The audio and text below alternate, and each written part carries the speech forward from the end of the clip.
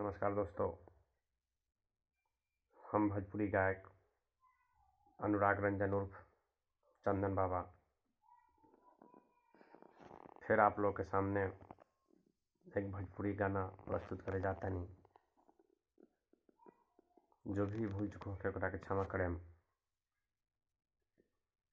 सिटिया मार के बोला बोला करे बिना गवने के, सिटिया मार के बोला बोला करे बिना गवने के, अबर हरी में चौधरी बिछवल करे बिना गवने के, फालाना ताहा बहिनी बर हो खेला बिना गवने के, अब ले बाड़ी गोदी में होरिला हो बिना गवने के, अब रहरी में चौधरी बिछवल करे बिना गवने के, सास पूछलिए कबतिया रे बिना गवने के, अब रहरी में चौधरी बिछवल करे बिना गवने के,